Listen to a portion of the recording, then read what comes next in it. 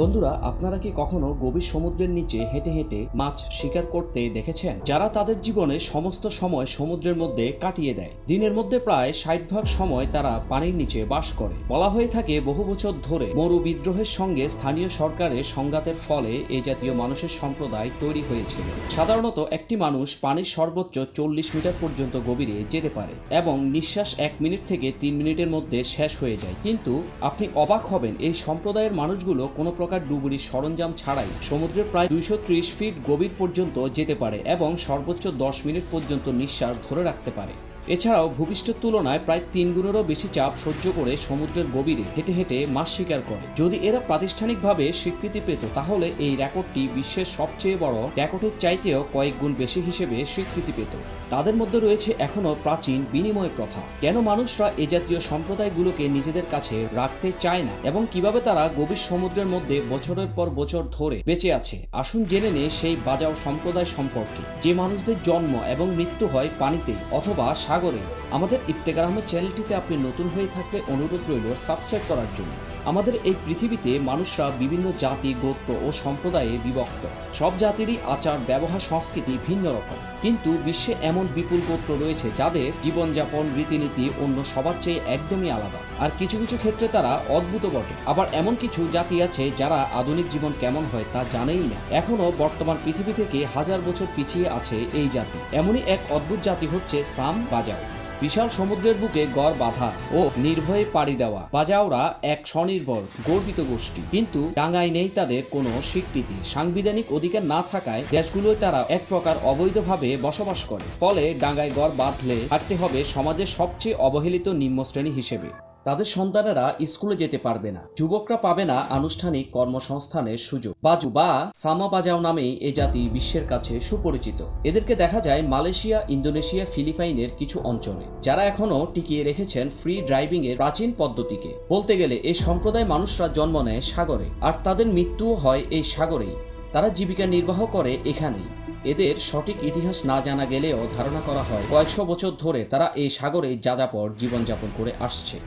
ইতিহাস ঘাটলে দেখা যায় এ জাতীয় মানুষদের আদি নিবাস ছিল ফিলিপাইনের সুলু দ্বীপপুঞ্জ এবং ইন্দোনেশিয়ার মিন্দানাও দ্বীপপুঞ্জের আশেপাশে। সেখানে বহু বছর ধরে মরু বিদ্রোহীদের সঙ্গে সরকারের সংঘাতের ফলে এ জাতীয় মানুষরা বিভিন্ন দিকে ছড়িয়ে পড়তে বাধ্য হয়। বর্তমানে মালয়েশিয়া ও ইন্দোনেশিয়ার বর্নি উপকূলে রয়েছে এ জাতীয় বহু মানুষের বসবাস। মালয়েশিয়ার পূর্বাঞ্চলের স্যাম্পোর্না শহরের উপকূলে ঐতিহ্যবাহী হাউসবোটে বাস করে 100 থেকে 200 জনের মতো এই সম্প্রদায়। আইনিভাবে তাদের নেই নাগরিকত্ব, নেই কোনো স্বীকৃতি, ফলে বার্নিওর মূল ভূখণ্ডে গড় বাঁধবার অধিকারও নেই তাদের। অন্যদিকে ফিলিপাইনের বসবাসকারী বাজাওরা এখনও তাদের পূর্বপুরুষদের মতোই পূর্বের পদ্ধতিতে সামুদ্রিক প্রাণী শিকার করে। নিজেদের চাহিদা মেটানোর পর এভাবে শিকার করা অতিরিক্ত মাছ, চিংড়ি, সামুদ্রিক শসা তারা দ্বীপবাসীর সাথে বিনিময় করে প্রাচীন বিনিময় প্রথার মাধ্যমে। মূলত পানির নিচে ডুব দিয়ে মাছ শিকার করাই এদের প্রধান জীবিকা। এদের বেশিরভাগ মাছ শিকারীরা ডুব দিয়ে পানির প্রায় 65 ফুট পানির নিচে চলে যেতে পারে আর কয়েক মিনিট দম রাখতে পারে অনায়াসে। তবে এদের অনেকেই ডুব দিয়ে পানির 230 ফুট নিচে চলে যাওয়ার রেকর্ডও আছে। শৈশব থেকে এ জাতীয় মানুষদের পানিতে ডুব দেয়া মাছ শিকার করার প্রশিক্ষণ শুরু হয়ে যায়, আর মাত্র 8 বছর বয়সে সবাই পেশাদারি ডুবুরি ও মাছ শিকারী হয়ে যায়। ডুবুরির আধুনিক শিখে যায়। পানির নিচে প্রচণ্ড চাপের মধ্যে থাকতেও তারা অভ্যস্ত হয়ে পড়ে।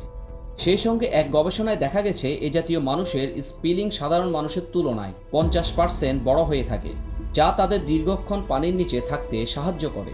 পানির নিচে এ জাতীয় মানুষদের চোখের ক্ষমতা সাধারণ মানুষের তুলনায় কয়েক গুণ বেশি হয়ে থাকে। অবিশ্বাস্য হলেও সত্য, এ জাতীয় মানুষরা সমতল ভূমি থেকে পানিতে থাকতে সবচেয়ে বেশি স্বাচ্ছন্দ্য বোধ করে।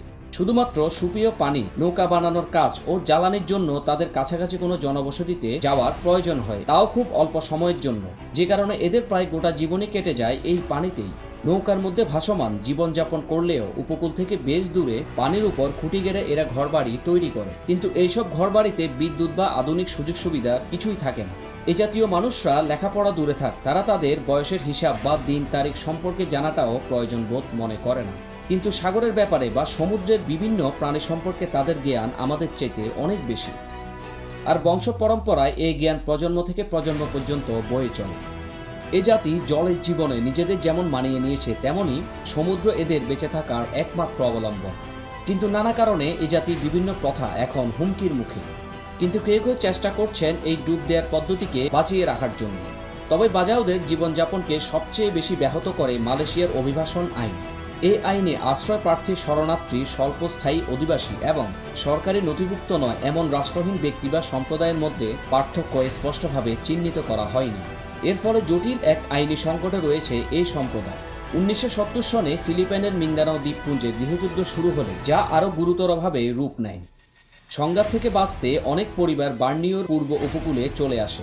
আর তখন থেকেই মালয়েশিয়ার আমলাতান্ত্রিক জটিলতায় না নাগরিক না রাষ্ট্রহীন এমন দশায় রয়েছে তারা।